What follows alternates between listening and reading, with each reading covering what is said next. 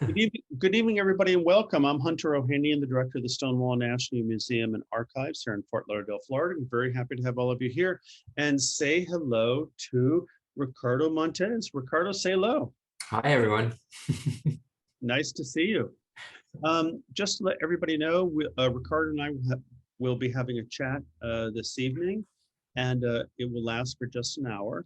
And we'll be talking about Ricardo's book, Keith Herring's Line, which is right here. If you've not ordered it, I hope you get a copy of it. I saw a review of this probably maybe 6 months ago or 4 months ago. And I said, we had to have it for the library. And I said, can we get Ricardo for the talk? Because I thought it was really just a great piece. And so I'm very happy with that. If you are here in South Florida, know that we at Stonewall are open. We're located at 1300 East Sunrise Boulevard. We're open Monday through Friday from 11 a.m. to 5 p.m. We have all the COVID things in place. And on Saturdays, we're actually open from 11 to 3, which is great. I want to say hello. I have 2 colleagues on the line with us right now. And so I'd like to say hello to Emery Grant. Emery, show yourself. Hello, good evening. Thank you, Ricardo, for being here tonight. Thank you, Emery. So I just have to stop for a second. So this is Emery's final performance here. And so Emery, thank you very much for playing my Ed McMahon for the last year. You've been totally great doing this stuff. Emery is moving on to other educational opportunities, moving back with his family in upstate New York. And so Emery, we all wish you the greatest fortunes ahead of you. And so thank you very much. Thank you so much. This has been very meaningful. And I also want to say hello to Ima Duverger, and Ima is here, and Ima will be doing some of our technical stuff here. And so just everybody, Ima is from South Florida. She went to Barnard College, and then she went to work at the Peace Corps. And then she was lifted out of there because of COVID. And we were very fortunate to have Ima here working with us at Stonewall. Ima, say hello. Nice to see you. Good evening, everyone. Very excited to be here. Ricardo, I'm very excited for your talk this evening. Thank you. And thank you for all your help organizing this. Appreciate it. Thank you. And so Ima will be doing our talks going on into the future. And so we're very happy to have Ima here. So for those of you who are here in South Florida, as I said, we're open. We have all the COVID things in place. We have 2 shows up right now. One is called Off Our Backs, which are early lesbian publications from 1957 to 2000 that we have from our archives. And it's really about the idea of talking about how women were communicating with each other through these publications about creating community and about politics and about sexual autonomy. And that's been curated by Megan Kent from the Hollywood Center of Arts and Culture here in South Florida. And so please come see that. And at the same time, we have a great exhibition up called The Saint, which was a landmark bar in New York from 1980 to 1988. We have a lot of ephemera from The Saint in that show. And so we're very happy to have both of those up. For both of those shows, if you're not here in South Florida, you can see virtual walkthroughs of those, as well as the virtual exhibitions of those. So please go to stonewall-museum.org to find more information about those. And then we do these talks every week.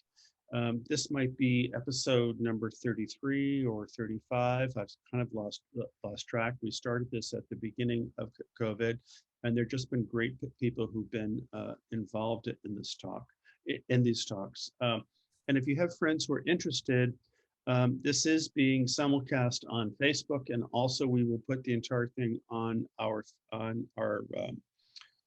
website at stonewall-museum.org.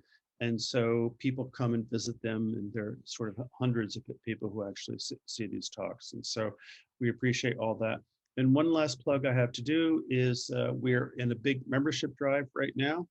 And the lowest level of membership is $35. We would love to have you as a member if you're not a member, so please join us.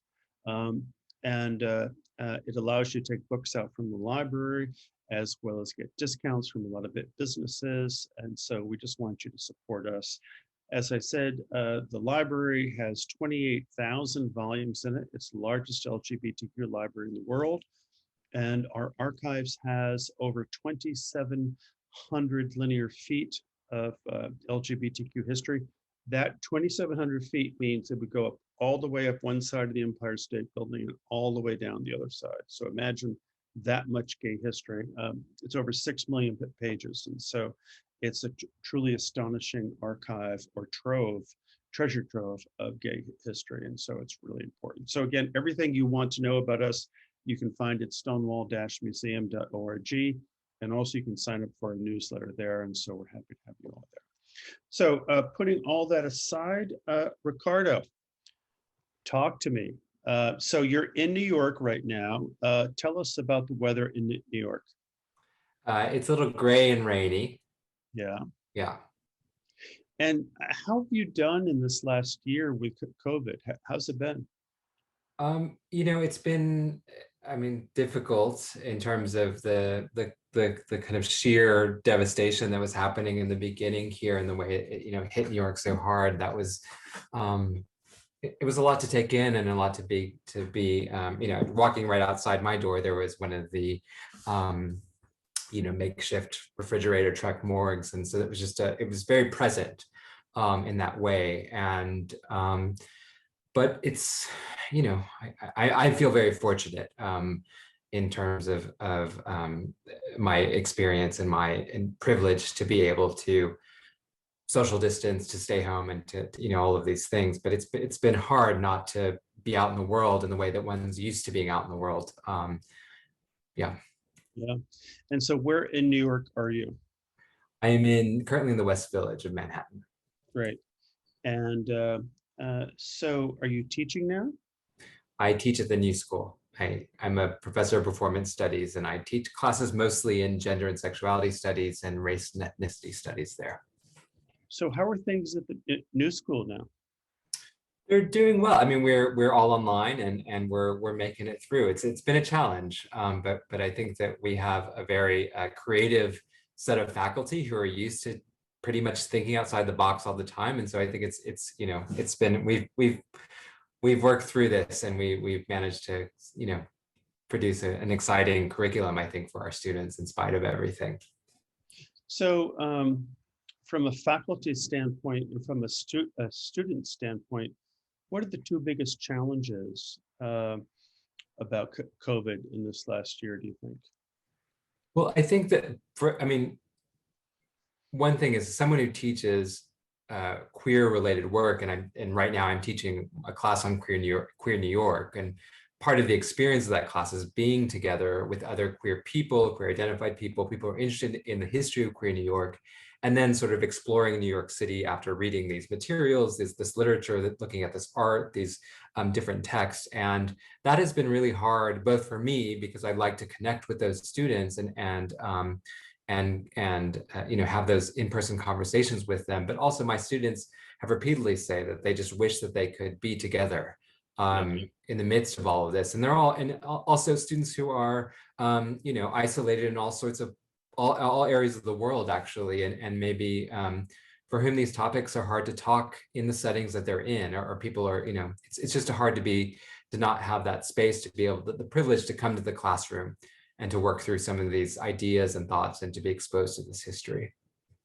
And of course, as a member of the faculty there, a major part of what your experience is being with students, but also it's being with other colleagues and contemporaries. And so COVID has prevented you from having that direct relationship with other colleagues. You're in the middle of your career now. You are a great writer and researcher, but yet I assume that you enjoy the camaraderie of being with other faculty members. What has that been like, not being with your colleagues in that way?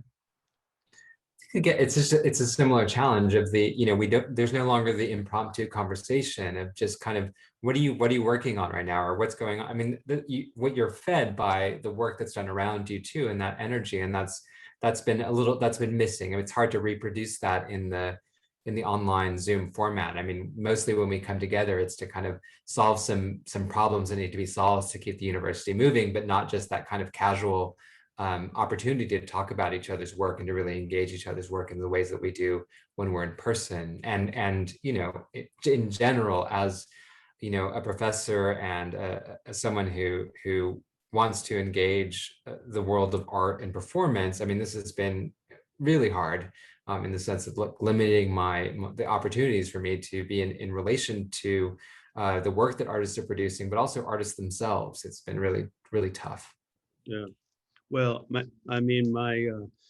condolences and my heart go out to you, because I understand how the lack of a physical community can actually lead to a degree of isolation with that.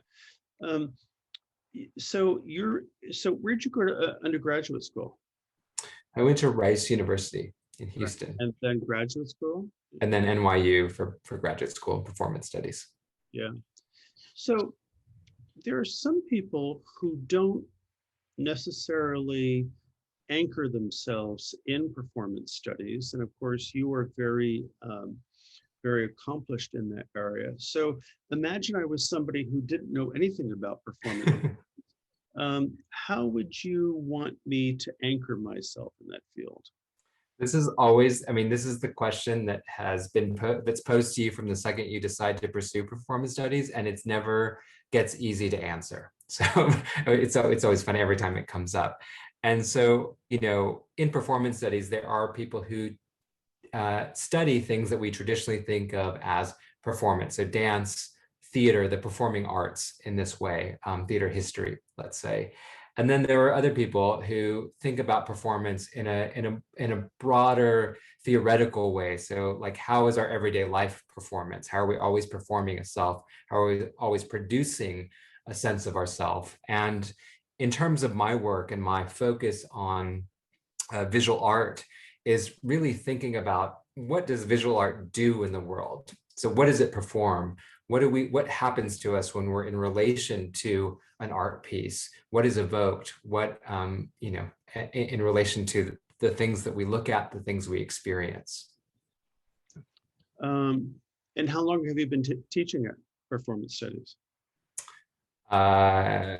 Many years. I was teaching as a grad student. I don't know, maybe like 15 years at this point. Yeah.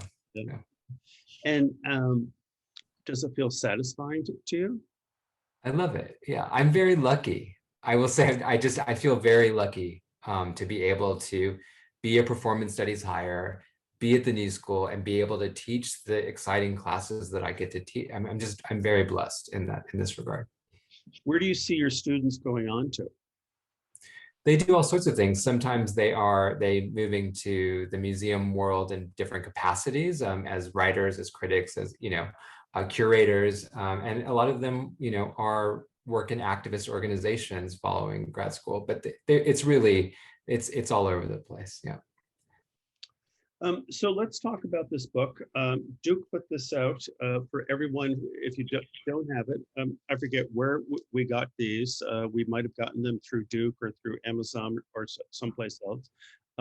It's actually not a big book, but it actually is filled with tons of stuff. And so it is really, it's called Keith Herring's Line, Race and the Performance of Desire. And came out in 2020, 2021, I think. 2020. So first question for you is your relationship to this project. There's a lot of scholarly research here, but then also in the introduction, there's some very personal work in here. You really speak about the idea about how this was something that interested you as an artist and as an academic. And there was some kind of push and pull, and it took some delay to get you to this point to make it happen. So let's get the personal stuff out of the way here in the beginning and sort of talk about your relationship to the work and what it meant to you, and maybe how you moved it forward faster or maybe pulled it back. Tell me some of that stuff.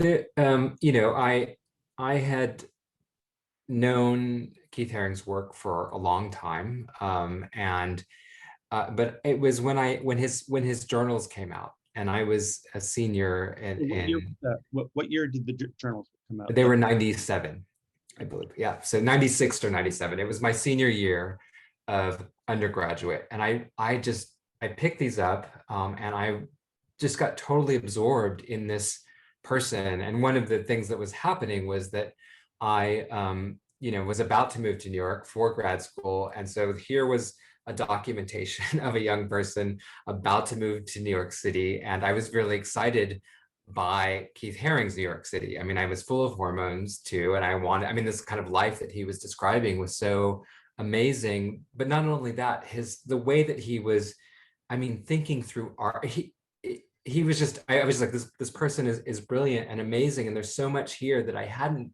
grasped really from just the images that had circulated widely, you know, the kind of generic figures that many of us know, whether it's the radiant baby or these dancing figures that are plastered all in many places or circulate in many different contexts. So I was really excited to learn about this artist through these published journals. And when I got to New York in 97, that summer, the first retrospective of his work was up at the Whitney. And I was just thrilled to be in relation to his work, to see it, to be that close to it. And the scale of it was just overwhelming and exciting. But there was something in it that really upset me, which was that there was a story. There was something that upset you? Upset me, Yeah. which it was telling a story about an artist who died due to AIDS-related illness. And there was something about like the way we moved from his like sunny childhood into these other areas and then finally to death. And it really, the show ended with this dark hallway with an image of a demon sperm lid at the end of it. And I just couldn't, like, after reading these journals and understanding, you know, his activist impulses, the way he wanted always to celebrate sex. He didn't have this kind of moralistic relationship to this virus. And yet there was something that this exhibit did to the artist's life, which contained it in this really moralizing narrative for me. And I was really upset. I mean, it was emotionally draining, that ending of the show, and just feeling his loss. I think that was really also what was going on. And I really hadn't thought about his loss that intensely, but that show really put me in the space of missing this person that I never knew or understood. There was something great about his absence.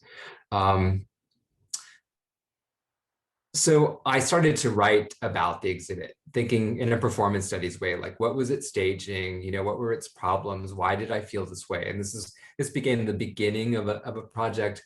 But then I really became interested in thinking about, you know, the racial politics of the work, and like this person who had such a deep admiration and desire and lust for Black people, people of color, and what did this mean in regards to the work he was producing and how it was being circulated and sold.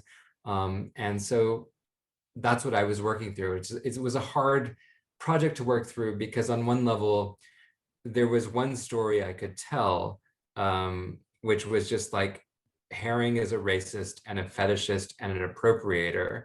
And yes, those things are true. I mean, they're just true in the way that his work happened. But once you put those kinds of descriptions onto the work, you sort of stabilize it and you minimize it, and you would neglect the dynamism of what's actually happening in these exchanges. And so I really, in working through this book, wanted to write a story that dealt with the challenges of the kind of cross-racial desire and what it was doing in his world. And but also to also kind of think about the really complex energy behind the work at the same time. And that was a challenge. Yeah. Yeah. Must have been. And just as a note to our viewers, if you have questions or comments, please throw them into the chat or the Q&A, and we'll get to them in the last 15 minutes of this. And we, of course, want to hear what you have to say with regard to this. So, Ricardo, let me pull back just a few minutes here, or a few seconds here, to say he was a racist, he was a fetishist. Tell us more about that. He had an idea, or rather, what the sense I get from his journals, passages in which, he is talking about, being with Juan Dubos, his first significant lover, and through this kind of intimacy with Juan Dubos, he can become one with him. And he says, my soul is much closer to people of color. It is like counter to my white skin, basically. And later in the journals, he says, like, I'm sure inside I'm not white. I can't be like these white people who commit these horrible violences. So it's a race consciousness that's embedded in a real desire for a different world around race relations. Yeah. But ultimately, and I think that, like, in this contemporary moment, we've had to reckon with even a kind of liberal sentiment of wanting change does not dismiss the fact that, like, these are racist configurations, and like, one has to think about one's entitlement and what one's owning, what it means to claim other brownness for oneself and pull it into one's interior. That's within a long legacy of appropriation. And so I'm trying to think through that dynamic a little bit. Yeah, and of course, it's so fascinating to think about, people who are not here, but who were thinking about those topics. Well, he died in what, 91, 92? 90. 90. And so, he passed away 30 years ago. But to think of where we are now about those issues and wonder what it would be like, he would be probably my age. I was born in 1955. He and I were probably born relatively close to the same time. And so he'd be cute and young, just like me. And so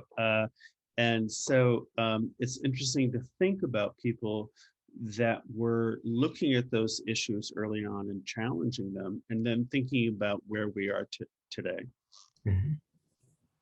And I think that he was, I also don't just want to diminish, like, his real desire for a different world. Like, there was a desire for change, there was a recognition, there was for him a real, what he understood was a political engagement with precisely these questions of exploitation and these long histories of the violence of capitalism. But there is a register there that is also needs to be kind of complicated and challenged a little bit more than it had been. And I would also say, and it's often a challenge to talk to artists who were contemporaries of Keith Herring, artists, performers, writers, because the conversation or the way that we talk about race was very different then. And I get a lot of defensive reactions when I bring up this idea of wanting to put pressure on a kind of our kind of liberal idea that we all just wanted to get along, we lived together in this kind of great way. And I want to say, well, I don't think that was really happening. I know you understood it as such, but I don't think that it was happening in the way that you imagine happening. It's really hard to have those conversations. Yeah, I'm sure that's true. And I think the other thing about Haring, which is very interesting, is the idea that while many people might not know him per se, know him as historically as an individual or as an artist, he is one of those artists that, even though he personally didn't break through, his artwork broke through. I mean, there are so many pieces of his that have just been morphed and copied and are in our popular culture. The Radiant Baby, of course, is a perfect example. But people may not know him per se, or may not know his story, but but they do know his images out there. I find that fascinating that he was able to sort of, pierce through, and I don't know that was his intention or not. I don't know enough about him, but he was able to pierce through that stuff where even today, his images still have great impact, but yet people don't necessarily know who he was. I mean, he died in his late 30s, probably early 31. Yeah, yeah. And so his life was not that long, but yet here he is. He's had this incredible legacy. I mean, I think that inherent to Herring's project was this desire to produce art for everyone. And I think that what he was producing very intentionally was art that he imagined could speak to as many people as possible. That was the most important thing to him in a lot of ways, and like why he chose the venues he did, which is the subway, the city streets, like so that people will become in contact with these images and sort of be animated by them, provoked by them. And that was, I think, really one of the most important part of what this project was for him, was to try to get as many people in relation to the art as possible. And really, he did manage to produce very dynamic images that so many people across so many categories and classes, and like, so that identify, or rather the images speak to them. Yeah, I think it's interesting too when we think about this, as you keep on using the word project, in the sense that, here he was, his productive life was probably 10 or 12 years, and that's it. And I'm hopefully he didn't think of that as being a project, in the sense that, and his life, of course, ended because of AIDS. And what's interesting about your book is that through his journals, you present a lot of interesting stuff about his sex life and his relationship with that, and how it might have contributed to his longevity. And I want to touch on some of that stuff. But I mentioned this earlier, and I just want to ask you a bit about the project itself, and any kind of resistance you had to completing it, or any blockage, or or what that was about for you. I mean, I think that it's hard when you're writing about someone who is well recognized, and yet there hasn't been a lot written about him in the kind of monograph form, the biography hasn't really been written out in a way that it has for many other artists, and this is a really important artist to a lot of people, and I didn't want to write that kind of book.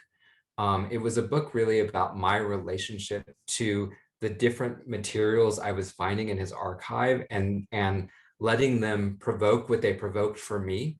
And so in that way, the journey that's in this book is a very personal journey, a very personal ways that I'm provoked by the art, by the stories that other people tell about working with Keith Herring, by the materials I encounter in the archive, because I really wanted it to be like a personal narrative, and not pretend that I know everything about this artist, and that I could possibly produce something that would achieve, like, be the kind of uber representative of his life. And in fact, I wanted to resist that.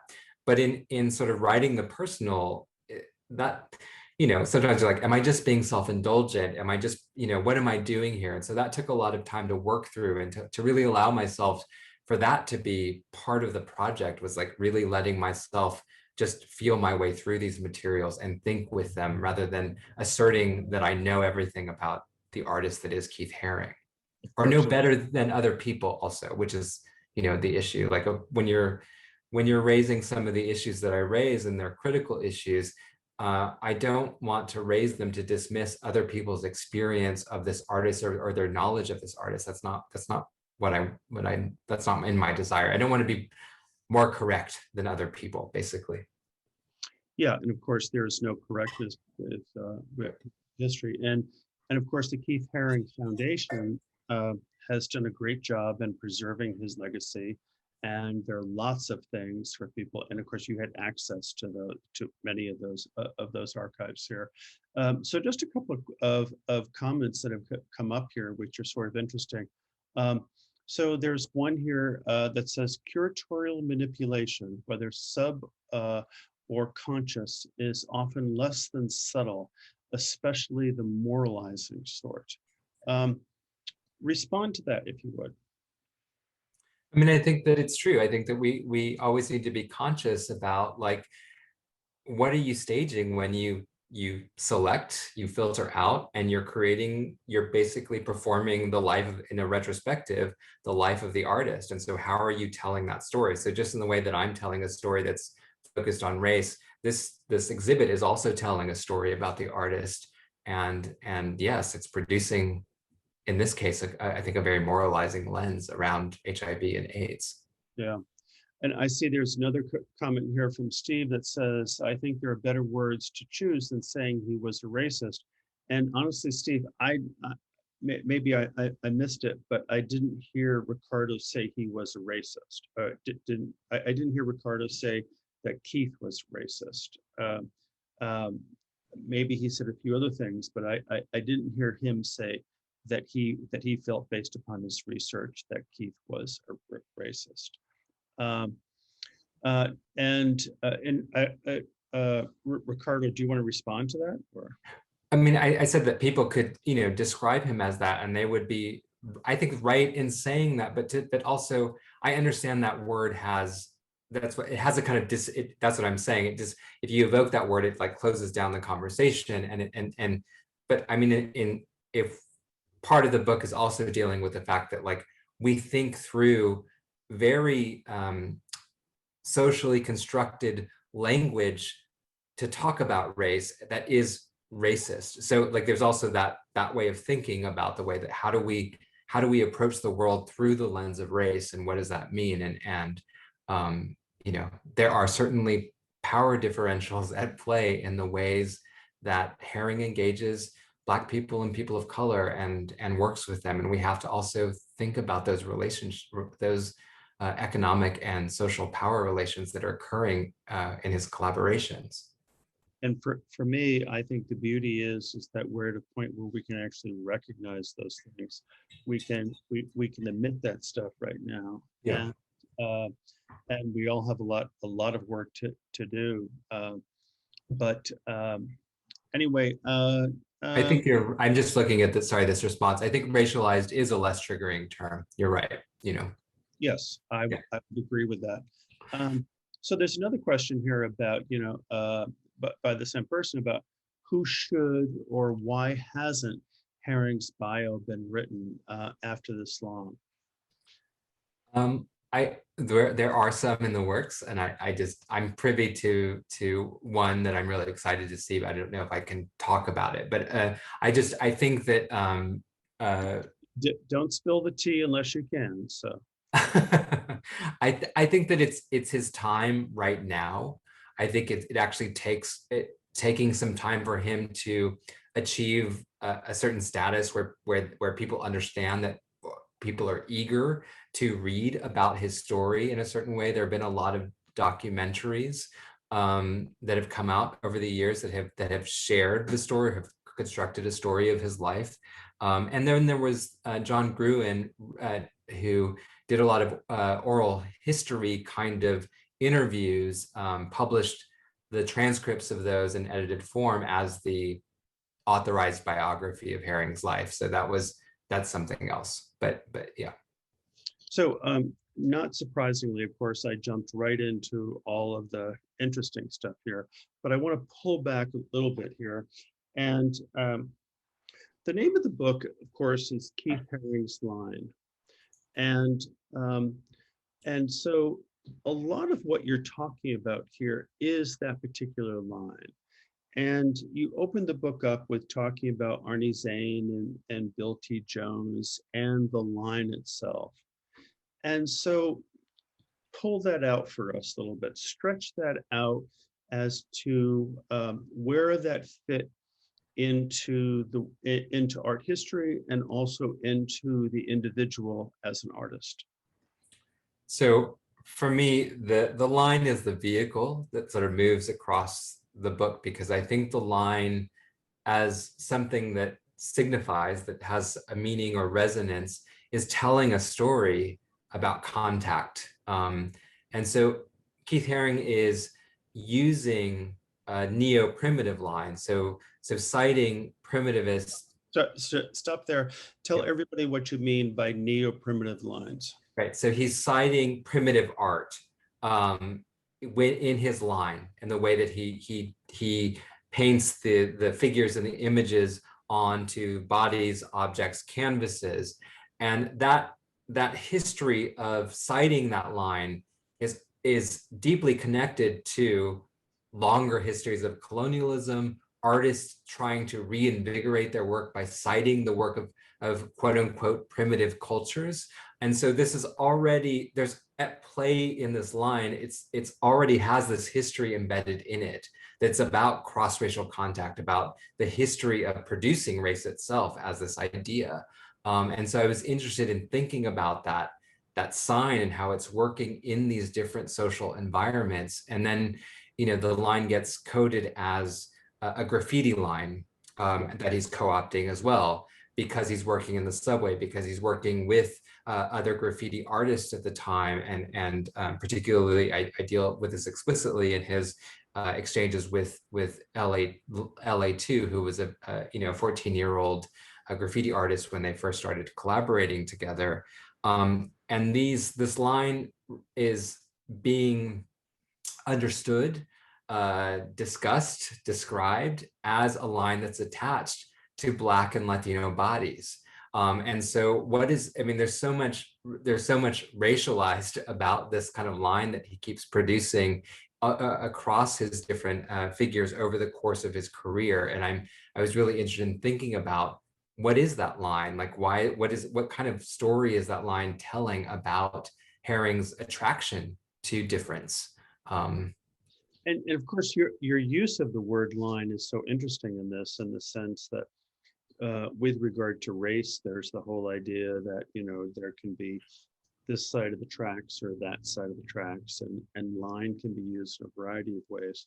But I'd like our viewers and listeners to see some of the work. Do you have some images you'd like to show us, in particularly as we think about the line? I mean, I know that we can show people this, and of course, these images are something that people are very familiar with. But show us some images as you think about the line for us to think about. Okay, so here is the image on the cover of the book. I don't know if it's easier to see. Oh wait, let me put this in. And let me ask you one bit about this particular photo. So this has not been photoshopped. This is actually a photo of Keith and the subject together, as opposed to two of them put together, right? Yeah, right, exactly. Yeah, Keith is circling. Jones. Yeah, this is Bill T. Jones. So he's circling around Bill T. Jones here. Yeah, and it's really important in the interview that Bill T. Jones did with John Gruen when he was doing the kind of oral history that would become the first authorized biography of Herring's life. That Jones says, like, I want to always appear in the caption to this photo, because I don't want to be just another Black dude who you painted. And so Bill T. Jones understands very, very deeply the kind of what it means to take on this line, to pose in this way. And yet just remind people who Bill T. Jones was. Bill T. Jones was a dancer and choreographer, is a dancer and choreographer, one of the most sort of brilliant and amazing and accomplished people living today. Yeah, I mean, I had the just insane opportunity to be able to talk to Bill T. Jones when this book came out about these dynamics, and it was really incredible to hear him speak and also challenge me in ways that I think that was really productive and important. So let me just ask you a technical question. Can you actually pull these pictures up full screen here rather than just seeing the? I thought they were full screen. I'm sorry. I'm just seeing a lot of other stuff here just for let people. me let me see what it's, I think I did full screen in the, hold on. You're in Keynote, it seems. Oh,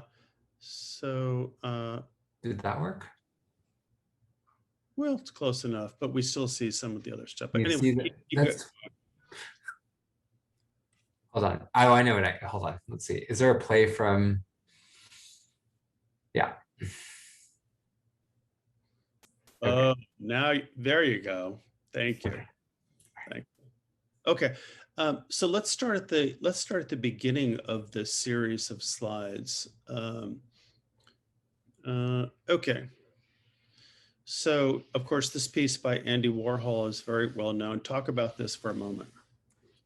This is a series of Polaroids, one of them that Andy Warhol took of Keith Haring and Juan Dubose, and Juan Dubose was Keith Haring's first significant lover. And I'm really, I write about this in the book, when I encountered these Polaroids in Warhol's archive, I was just also, again, deeply destabilized, deeply moved by the contact here, and felt that overwhelming sense of loss again that I had felt in that when I originally went to the Whitney. But also, it's very hard to get a story about Juan Dubose from him or people close to him. Like he's someone who's talked about, but not someone whose kind of voice comes through in any of the materials. And I really, that's really difficult. That's a really difficult dynamic to deal with, because I want to know from his point of view what the experience was of this contact, or what his life was. And it's really difficult to ascertain that. And I think about the political reasons why that might be the case. But I'm also, these images are so beautiful and striking. Is Juan still alive today? Do we know? No, Juan died prior to Keith Haring. Okay. Beautiful man. This is a photo. These are photos that this is another photo of Juan Dubose and Keith Haring on a beach in Brazil. Also, these taken by Sang Quang Chi, and who's another photographer who passed away due to AIDS-related illness. And I was really moved by these photographs in a way of like thinking about their intimacy and wanting so much for these photographs to tell me some other story that was outside of the kind of official narratives of Haring's life, and to just, I spent a lot of time thinking through what my fantasy of what's happening in this contact in these photographs. And just FYI, for those of you looking at this, it's sort of very interesting looking at Keith Haring in those somewhat nerdy, sporty shorts that he has on there. And they were so typical of the period of time. And it really is sort of nice to see him in those shorts. They're both so beautiful in these photographs from Brazil. It's amazing. Yeah. Here is the cover photo with Bill T. Jones, as we've talked about. Here's a photo of Haring drawing on the subway. So let's stop here for a minute and keep this up and sort of talk about this, because this is part of what you mentioned before about the idea of him wanting to bring his work out to the public. And of course, we all know the stories about, all the work that he did out there. And they were very simple. They were very cartoon-like drawings. We're all very familiar with them. They were very accessible to a lot of people. But you touched on this before, but just talk a little bit more about what why you believe this was an important venue for him to put his work out there. I think this was a venue in which he knew a lot of people would come in contact with this art. And so it was about producing images that narratively were complicated in a lot of ways. And so it was maybe a challenge to say, like, how will you make sense of this image, let's say, of a man with a snake coming out of his arm? But also, as you encounter my images across multiple subway platforms, across multiple, over a period of time, how will you start to orient yourself to a visual vocabulary that I'm producing on these subway platforms? And it was about making art that was accessible to a lot of people and a diverse set of people as well. So it wasn't just sort of like, opening the gallery, but actually just like making art readily available in the ways that, in the spaces that people have to traverse in their day-to-day lives. Yeah, and to say that it was a place in which he was seeing people. I made a note in your book on page 31. This is from Keith Herring's diary. And this is him talking about his obsession with the pretty boys that he would see throughout the city and see them on the subways. And so this is Keith Herring speaking in his diaries. These fucking beautiful boys drive me crazy.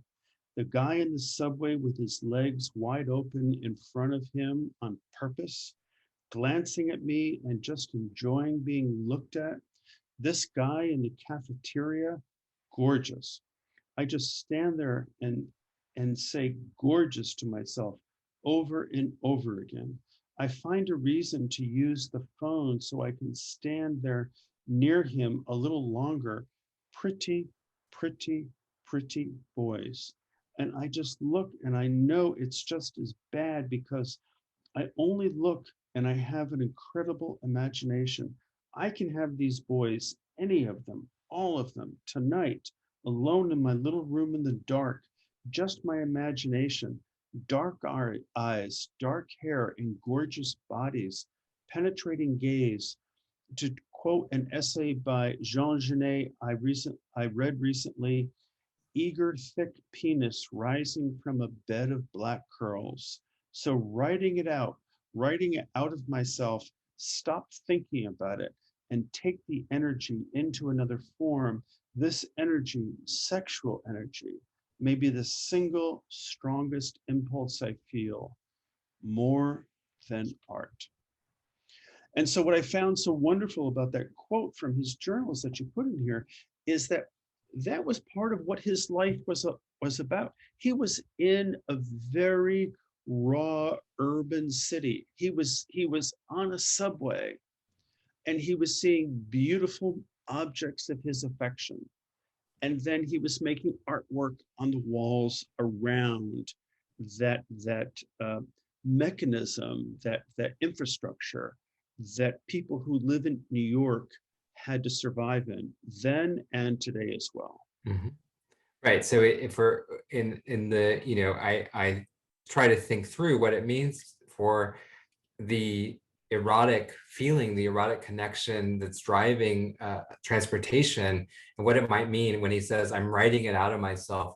Is he just talking about this one particular journal entry that he's writing, or is the chalk drawing an actual writing out of this kind of exciting energy that he's experiencing in seeing these boys on the subway train? And this is why I also, explore the idea that the line is itself a kind of evocation of desire. It is desire itself coming out of the artist's hand. Yeah, no, it's so beautiful the way you've actually taken this and taken his journal and sort of put these pieces together in a great way like this, so that we can actually learn more about him. Let's go on to the next slide. This is a passage from his journals where he talks about the chunk called poetry. And what I really love about these, and this is like, some of my favorite pages of the book are the color reproductions of his writing, to get a sense or a texture of the actual journal pages that he's written on. And the great thing, because I'm very fortunate to have had a subvention grant, these are all published in color in the book, and so you can get a sense of what the pages look like. But I'm interested in the kind of inspiring network of people and places that are informing his poetic practice, which is his painting, which is his experience of the city. Whether that's thinking about the Mud Club or thinking about artists that are inspiring him. But it's just such a beautiful reference of people and places that he works through in this particular passage on poetry, and also was a guide for me when I was very young to explore who these people were. And he actually laid a kind of a map for me also as a queer person encountering his writing to then like find another kind of a queer history in artistic practice, which was also very exciting. And just FYI for those of you out there who are thinking about how you might be remembered in the archives and the Pantheon 30, 40 years from now, journals, whether the journal is on your phone or whether it's in print like this, just keep those journals, just keep that record going on, because they're so rich in our ability to interpret things going on in the future. Ricardo and I might not be the ones interpreting them 50 years from now, but there will be other people who will be interpreting these. And so if Keith Herring had a phone, he might not have been writing this stuff out. But just be sure to keep that stuff being recorded, because it's really, really important. Those contemporaneous thoughts are really amazing. Yeah. And just mapping out what's happening in New York City in this moment. It's so, I long for this energy and these kinds of connections to be happening in a way that, yeah. Let me stop you here for a minute. So do you feel there's a bit of nostalgia in your view toward this? Do you feel there's a nostalgia for life not lived? Of course, I mean, yes, that is definitely like fueling, and I even write about it in when I encounter the Polaroids, that the Polaroids themselves are a fetish object that suggest immediacy, intimacy. It's like these antiquated technologies produce all of these emotional registers for me looking at them, and I am fantasizing and I am very nostalgic about this time period and the materials of this time period. Yeah, and of course, I'm one of those that I have no shame about nostalgia. I think nostalgia is just absolutely wonderful, and many people in the art world are like, oh, poo-poo, they don't like nostalgia. I'm sorry. I think, look, I think the Renaissance is nostalgia. I mean, I think we're all looking back on other things and having different feelings about it. So I have no, I totally am there with you. Well, but it's also, and I like, as you know, my mentor, Jose Munoz, who the late great theorist, Esteban Munoz, queer theorist, he wrote about these ideas of being animated and energized by the past, and in order to think about like potentials for what could possibly be. And I really have embraced that as a concept. Yeah. Let's move on to the next slide as we sort of wind down here. This is him, Herring engaging Roland Barthes, and I think about his relationship to these theorists, but also it's just an amazing image of these hearts and penises in the way that he's thinking through theory. Here, as I mentioned earlier, is an image of Keith Herring with LA2 in front of a collaboration from 1982. And LA2 was a 14-year-old graffiti artist who Herring worked with, and who really, I think, inspired a lot of the direction of where Herring's work went. And so it's a complicated history, because in this contemporary moment, LA2 feels that he hasn't been properly acknowledged for his monetarily for what he contributed to the success of Herring, but also, and there's a question about sort of what is the relationship that Herring had with this person, and how much did he know about the dynamics of their difference, and the power differential that's happening in this exchange. So do you think there is some part of Herring's work which was derivative of LA2's work? I could see where one could argue that LA2 helped introduce the certain sort of the all over, the introduction of the filling in the field in the way that LA2 has. That's something that Herring learned in his, not that he like stole it from LA2, but that he learned from working with LA2 about the relation to field. And yeah. Yep. And of course, as we all know, there are no original ideas in the world. And so the idea that they could have worked together and collaborated, I think is, one certainly could have inspired the other. Is LA2 still alive? Do you know? Yes, he is. Yeah, great. All right, let's move on to the next slide. Here is Herring painting Grace Jones at the Paradise Garage. And Grace Jones was a challenging figure for me too, because of her work with Jean-Paul Goude. And when I read Jean-Paul Goude, who is a French photographer who was married to Grace Jones, and they have a kid together. He was a graphic designer who helped produce some of the most iconic images that we all know who are Grace Jones fans. He produced those images that are on album covers and in the magazine spreads, and all the ways that we might have seen Grace Jones's image. But when I read Jean-Paul Goude's book, Jungle Fever, which is that is a deeply racist book and violent book also, in the way that he talks about working with Grace Jones, and the way that he talks about all of the women that he's worked with over the course of the years that he's documents in that book. And it was very hard for me to deal with that. And it's a challenging book. And I wanted to just be very critical of what Grace Jones was doing, or not what Jean-Paul Goude was doing to Grace Jones in his fantasy of what was happening during that time together. But then I read Grace Jones's biography, and she narrates things very differently, and it really illuminated something for me. So let's keep the image up here for a second, because the questions that I had, of course, is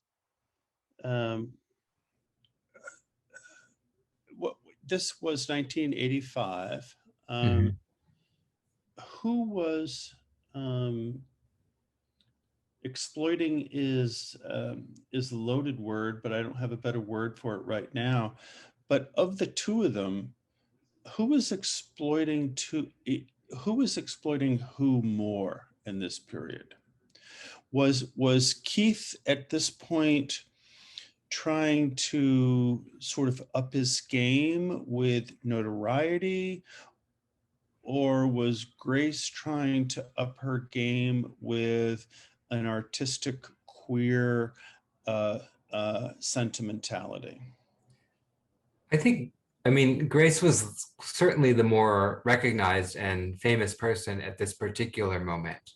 And Keith had met Grace Jones through Andy Warhol, and Keith had claimed Warhol as his mentor, and so that's what's happening in this moment in terms of visibility or fame or whatnot. But I think that, I think Grace Jones really found something exciting in Keith Herring's work, and taking on this neo-primitive line. And as she had already taken on these really primitivist representations of Blackness through her negotiations with Jean-Paul Goude.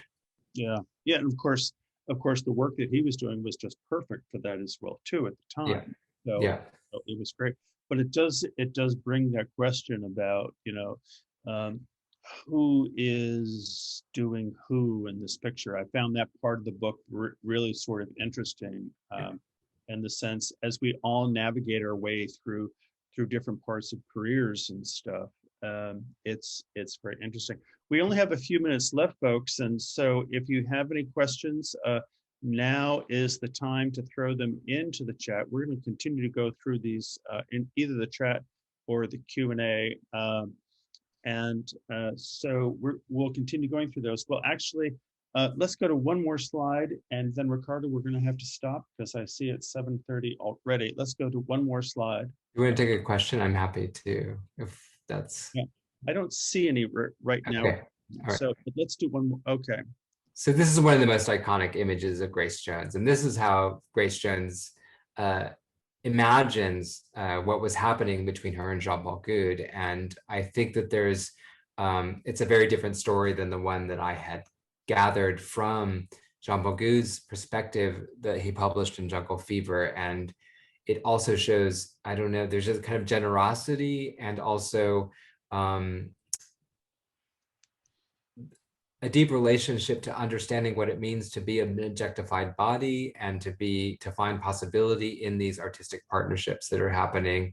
And this is why Grace Jones is kind of the, when you ask like who's using who in the last image, Grace Jones is very aware and understanding of what's being mobilized in the production of her image, but also finding beauty and connection in these artistic exchanges. Yeah. Well, maybe we can bring the, we can stop sharing so we say goodbye to folks. Unfortunately, our 60 minutes has come to an end.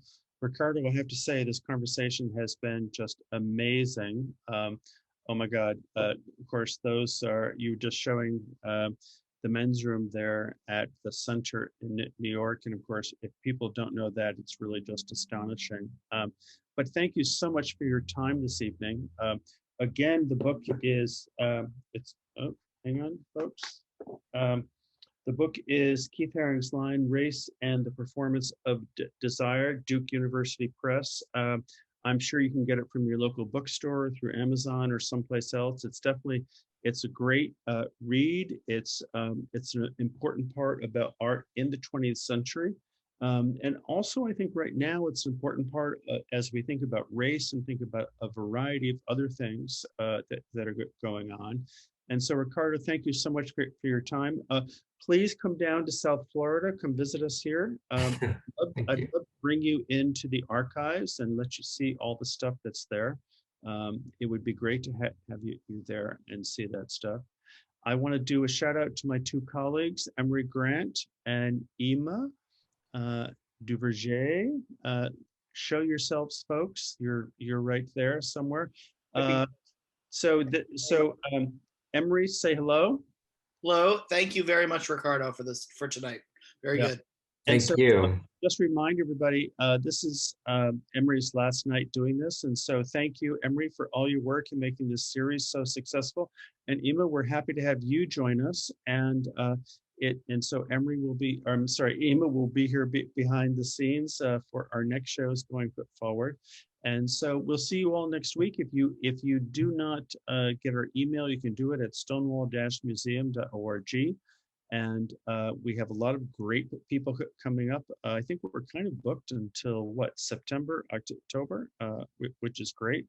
We've got a lot of events coming up. So everybody, please stay tuned. And Ricardo, I hope you and I get to work together again soon. Thank you so much. It's really fun. Thank you, everyone. Good night. Stay safe. Good night.